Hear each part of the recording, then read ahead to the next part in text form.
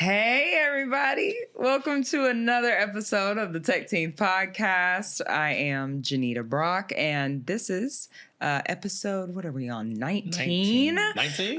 Yes, so Tech Team, where Black excellence and technology meet. I'm C. Jones. I'm Otis Ricks. I threw us off today. I decided to do a different order because I'm a little sleepy. Okay. I know we didn't even ask each other the last couple episodes. How are y'all doing? Good. I'm looking forward to homecoming this week, though. You are going to homecoming. No, we got NC State homecoming.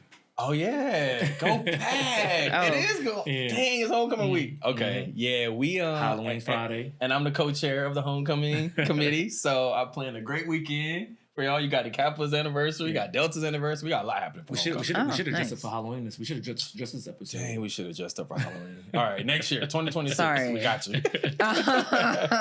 Yes, well, shout out to the UF Gators. Went to homecoming last week. It was a good time with my girls. Go Gators. So, go Gators. Down there. This way. It's this one. What city is that? Is Gainesville? Yes, Gainesville. Yeah. Gaines, Vegas, baby. That's the only thing there. Is UF. We also have a hospital. Shan. Right. Nah, but he is man. right. It is the land of 20-year-olds for sure. Yep.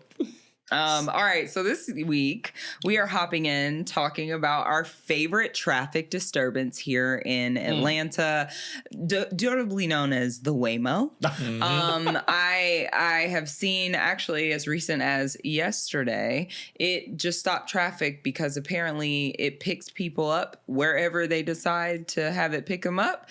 And so traffic completely at a standstill because it's just literally you're driving, all of a sudden it just put on its blinkers and we're just stuck because it's waiting on the people that we can see like laughing and we're like, hurry up. So we got to take a step back because Waymo, which is an autonomous vehicle taxi, your Ubers, it's only in a few cities in America.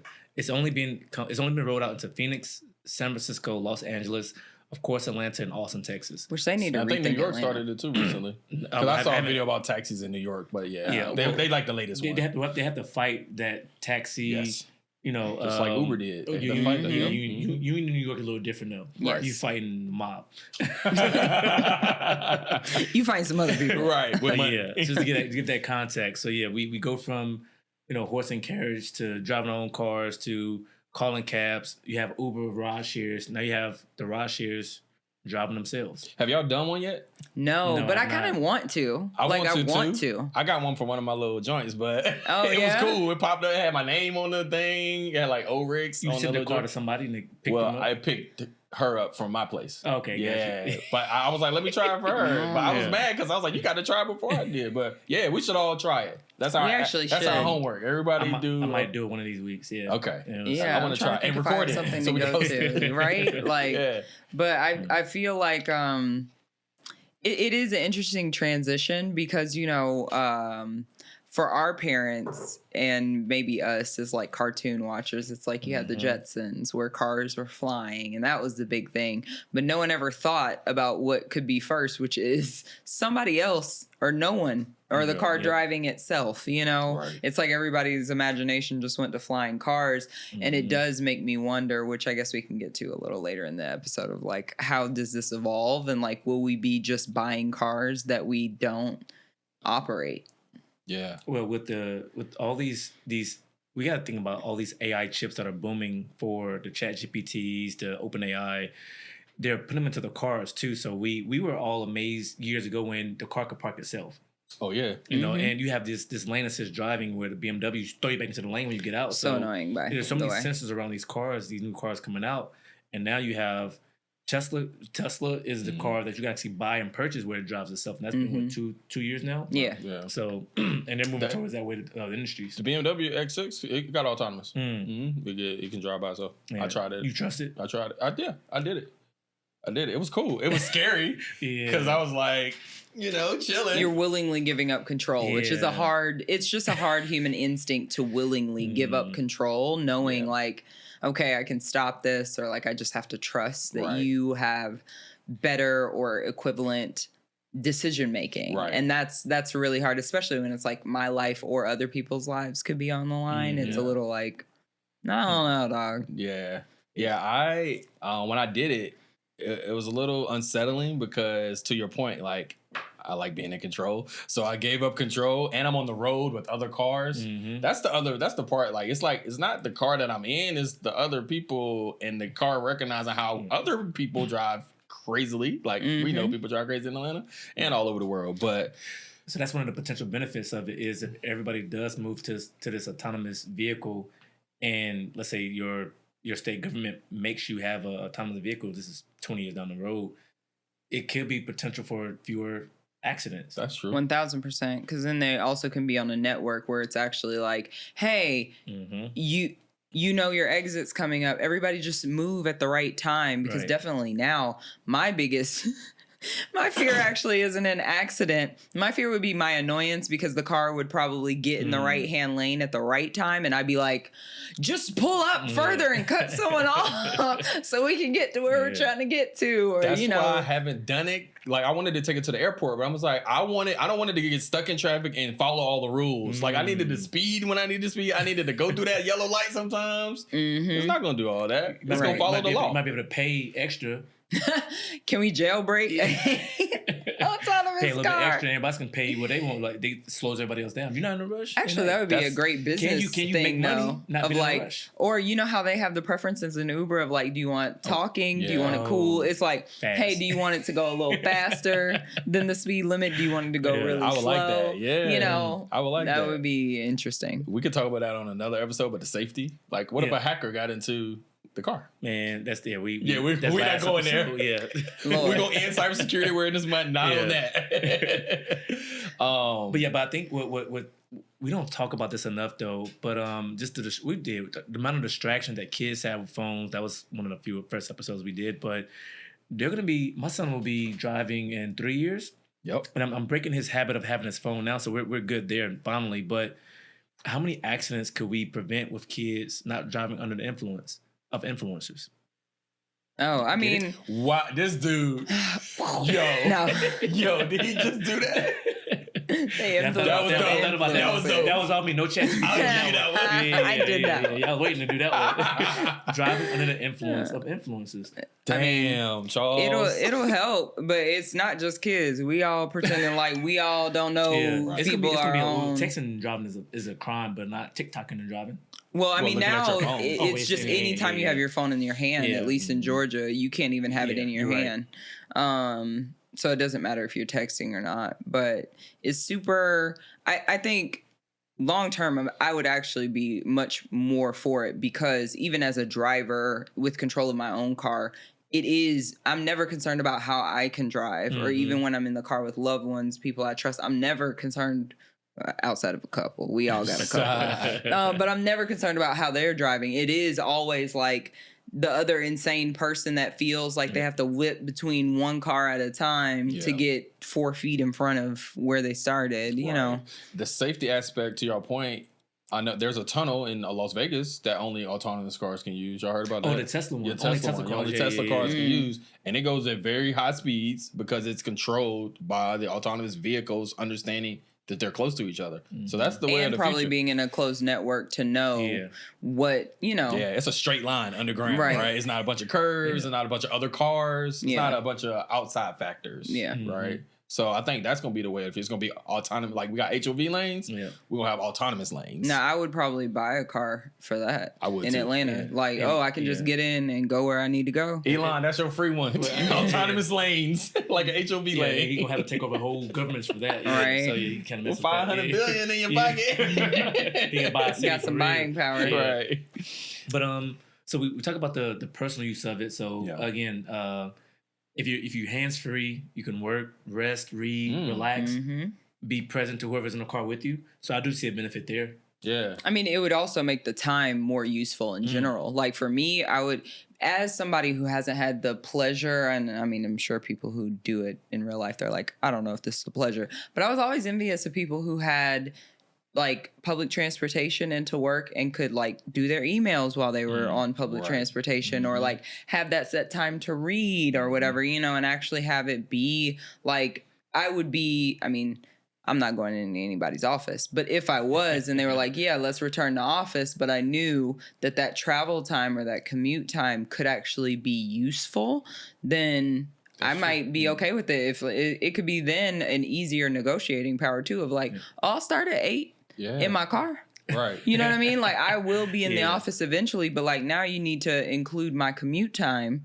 as a part of my work time because I can actually do it during that time. I think y'all talked about it on a previous episode about, I don't know if it was autonomous cars, but like using AI. It was with agentic AI and having it go get things for you, go pick up your kids, go get your groceries.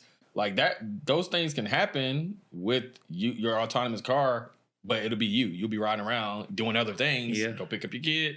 All right, go get my groceries, but I don't have to drive. Like I just hate driving, so I would love to. I don't want to buy a Tesla, but I would love to have an autonomous car. It's plenty of days like driving to work in the morning or even coming home after being in the office all day. It's like I don't want to drive. I'm tired, and I got to sit in this traffic. If I could sit there and go to sleep, that would just be perfect. I mean, you drive to North Carolina all the time to go home. Imagine if we ain't have to actually drive to go. I would drive. I would just ride. Yeah, I was like a train. It's a train to midnight and get there in the morning. Yeah, refreshed, ready to go.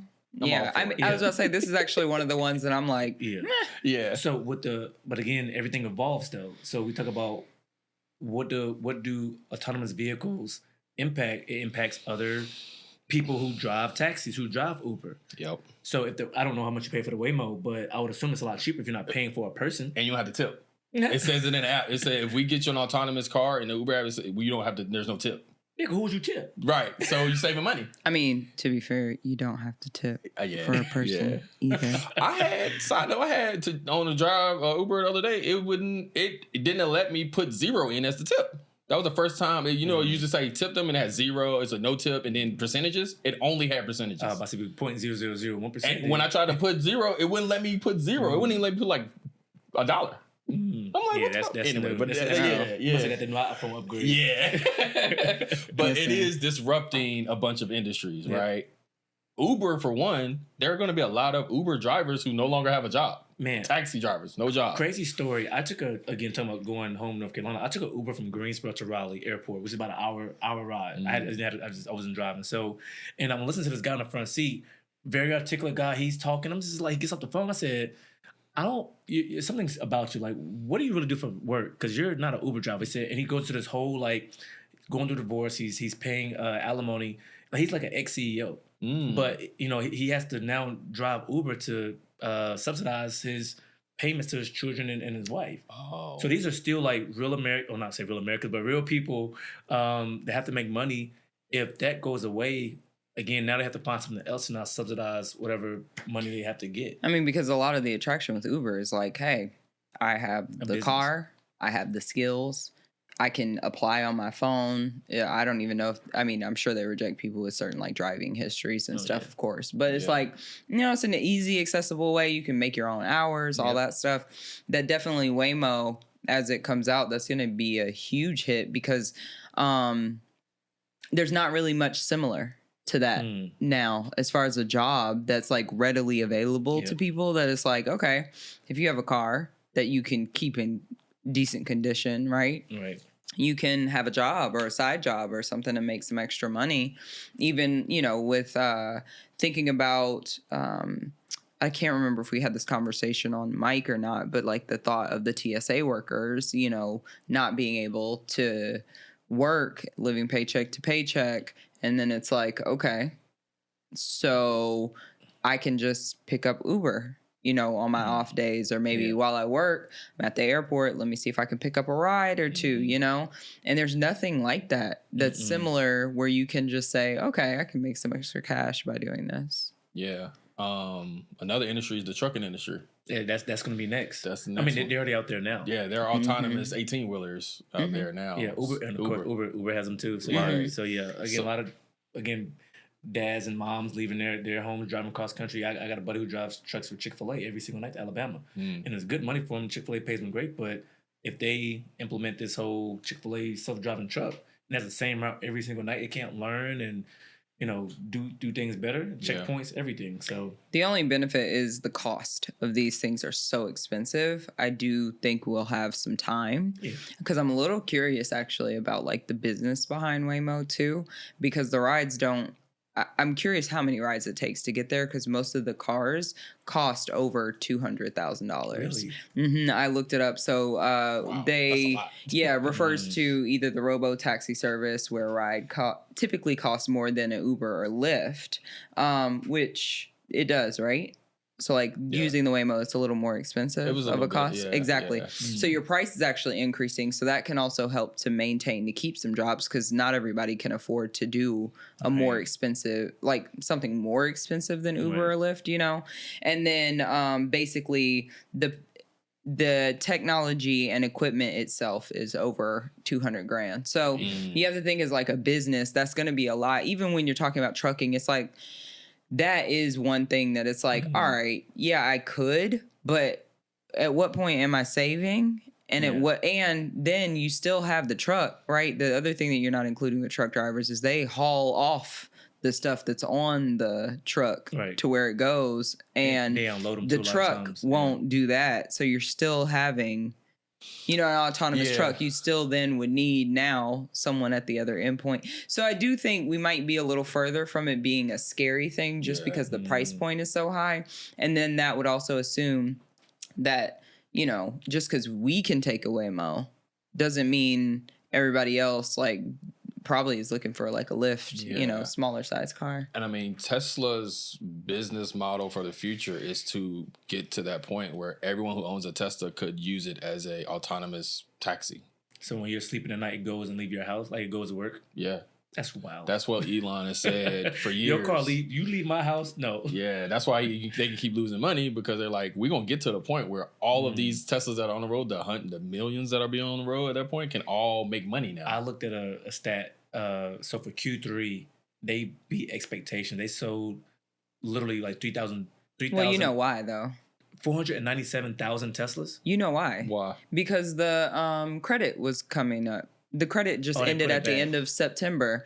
So there's a mad rush for people to buy EV cars because the $7,500 credit. It ended September 30th. So that's why. Oh, that makes sense then. Okay. It was like one of those. It's your last chance to get $7,500, but spend $60. Well, thank you because my stock. I'm thinking like, yo, why is Tesla stock? What are they done? And like, now it makes sense. Okay. Because there was that last little push. Yeah. To so get now it. Q4. Well, it's Christmas time. Yeah. Might get a bow. Right. Not too bad. So one of the things we talked about job displacement. The other risk. I saw a video kind of similar to what you're talking about. There was a Waymo in a crash.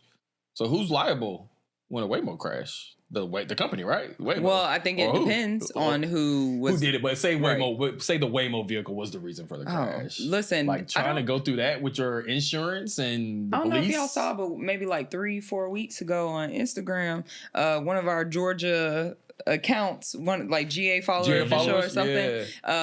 It looked like a Waymo hit a person, and somebody was like, "Oh, to be that person." To be behind that one, like you're like a biker, like basically one of those where it's like, to be that biker. They were, and you know, the internet's gonna internet, so people like, I would be down there like, you know, they had all the things like, give me it all. Dang, that's crazy. The thing about it though, it has so many metrics and so much data that can send to an insurance company. I'm sure it probably has a video. They got cameras everywhere. Oh, that was the other thing you seen. There's cameras everywhere, inside and outside. Around the car. So you can see and inside the car. It's out on every angle. You would have to be really... I was only driving... The car was going to say, I was driving at 25 miles per hour at this time. The biker came at this particular... Like, it's going to be wild how they break that down in court. And then another point to what you said, where they're located. I feel like this would help in more rural cities, like in Henderson, right? A lot of people older people who can't drive. Going to healthcare, going to their doctor visits. Like, it would be very helpful to have Waymos in Henderson, North Carolina, but they won't ever be there. We don't even have Uber, right? Or DoorDash. So, like, it's only in these rich, it's hard to get Uber in Greensboro.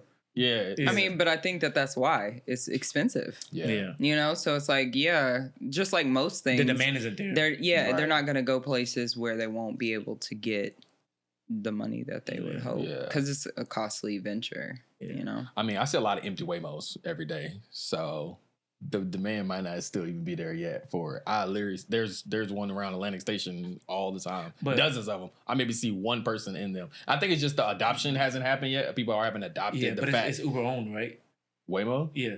I don't think so. I think they're completely separate. But see, I was about to think say, it's a completely separate entity that Uber leverages for their app. well, and I don't have an option. When I look at my Uber app, I don't have an option for Waymo. So that's also why because I've wanted one. Yeah, you got to be in the city. I think, and it's only a certain radius. That's why I couldn't even take one to the airport. They wouldn't let. They don't even offer it for the airport because they don't go that far outside the city. They don't want that problem. Right. So it's only with probably inside. They probably want to get caught in traffic coming from the airport, and then that battery and that charge die. If it dies on the highway, then what? How do they do that? Like, so I know they monitor but the Waymo drives to the charging station, I guess, when the battery's low. Go home. Yeah, I don't have an option at all. Yeah. Because I tried to do from here to up the street. Don't pick up any more rides. Go get charged with 25% or something like that, depending on the time of the day. Yeah. So what do we see happen in the next 3 to 5 years with this technology? Janita is owning an autonomous car and sleeping in the back. Going to Florida? No. See, listen, road trips don't change. I am not sitting in anybody's car driving or passenger princessing beyond 3 hours. Yeah, but that's real. I will say, like, definitely, yes. I think in the next few years, we are really looking at just that shift of, okay, what happens not just in a sense of like autonomous cars in a Uber sense, but just if I can personally afford it. Yep. I'm not gonna lie. I'm very much more in that thought of like I'd have one. Yep. 1000% if I can afford it. Now the price tag. I mean, because even you saying it's on a BMW X6, the X6 is already pricey. Right. So then to add that technology feature on top, I'm probably being priced out. But yeah, I agree. You said next 3 to 5, right? Next 3 to 5 years. Yeah. Like, what do you think is going to happen? Like we just said, wider adoption. Wider adoption. Yeah, I think we're going to have less people doing Ubers and more of those Waymos on the road in multiple cities. Yeah. So again, the cities that they're in right now, they're the bigger cities. So that once it gets to New York and Chicago, let it get to Miami, it's going to just integrate into I won't say middle America. It will just stay in the big cities for sure. Yeah, it'll be an advantage there. Do you think it'll also impact? I know Uber had this impact when it first came out, but like people stopped buying cars. So having your own car to have a car payment, people were like, why would I do that when I could just take Ubers every day? Mm-hmm. Now people were like, I could just take an autonomous Waymo or whatever and not own a car. So that will decline private car sales is what they call it. Possibly, yeah. I feel like anybody though who's made that decision must have already made that decision too. You know, because like that, there was a decline because it was a new offering, you know, where now people going from Uber to Waymo, most people aren't going to give up their car for Waymo if they would have already done it. You know what I mean? To me, the middle, I think you would drive less because I would do it as drive less. I would keep my car at home. Okay. And then long distance drives or emergencies, I'm not waiting on Waymo to come pick me up to go to the hospital or go get your kid from school. Yep. So I would have it would be a. But it would also be if I owned my car and didn't have a car payment because again, it's like then I wouldn't want to do that. Just similar to now, I don't get an Uber to go places unless I know I'm going to be inebriated or might be, you know, like or to the airport, you know. Yeah. But so the luxury of it is here. It's already available to people. It ain't going nowhere. Again, how fast will it spread to the rest of the country, the rest of the world? Yeah, and before we get flying cars. Yeah, I see it being in all the major cities in the next 5 years, just like Uber. It wasn't all everywhere. They have to fight the politics and the laws and everything, the guidelines. There will be a lot to have to battle before we get to somewhere where it's actually and then global adoption, right? We're talking about the U.S. right now. You got global adoption, so. I don't think it could manage in like some of the countries we talked about in the other episode, like Egypt, where there's no stoplights, there's no stop signs. No, I would never have a Waymo out there. Unless the entire city was Waymo. You know, like that might happen. A smart that's city. The only thing that I could think of is if actually it would be more beneficial if it could be a mandate because again, if they all can talk, to each other Yeah. and have that, whatever that equation is of like, oh, if I go this fast, or okay, hey, I see that the other car is coming, let me decelerate by this much so there's this much room so they can easily slide in without disrupting traffic. Like that could be actually super advantageous. I could see somewhere over on the east side doing a Dubai, or somebody doing like take a small city and just have autonomous cars, smart everything. It would have to be a Dubai, somewhere where they follow rules really well. Yeah. Right. Well, listen, we're in 2035, y'all. Yeah. Already. Or 3025, I should say. Yeah. So just to recap, we got autonomous vehicles taking over the car riding industry, taxi industry, rideshare industry, deliveries, truck drivers. Nobody's safe. No one. Groceries. Shoot, even the parking lot owners aren't safe at that point either. I saw that was one of the risks, or not risks, or impacts. Parking lot owners. Yep. Where they going? Nobody parking their cars. I mean, which I'm not gonna lie. Yeah, they'll build another high rise. All right. I mean, it'll just bring more space. They already turn down cheetahs. They'll build battery. Trash. They'll build charging stations instead. I'll turn my parking lot to a Waymo charging station parking lot now. Charge all your Waymos right here in the middle of the city. Idea, Otis. Boom. We keep coming up with good ideas. We got to take our ideas and like really implement these, because we keep giving out free games to these people. I gave Elon one already, and then we got one. Like, nah, bro, we gotta do it. So, yeah. The wave is here. Yeah. Get on board. Definitely here. Yeah. So my call to action, I invite all of our listeners to share. Are you excited about the future of automated cars, or are you worried about what we'll lose along the way? Yeah. Yeah. And our homework, everybody got to do a Waymo. Well, if it pops up for me, you live in the city. I know. We don't know. I'll do it. So I definitely got to do it. Yeah, you got to do it. Let us know tomorrow. Yup. Seriously. I got you. All right. Well, with that, we'll catch y'all next week. Yeah. See you guys. Peace.